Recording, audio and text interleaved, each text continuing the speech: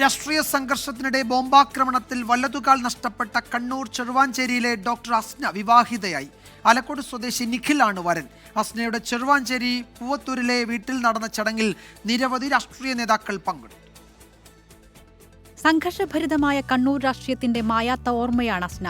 ജീവിതത്തിൽ അതിജീവനത്തിന്റെ പടവുകൾ ധീരമായി കയറിയ പെൺകുട്ടി. അസ്ന ഇന്ന് നിഖിലിന്റെ കൈപിടിച്ച് പുതിയ ജീവിതത്തിലേക്ക് കടന്നു.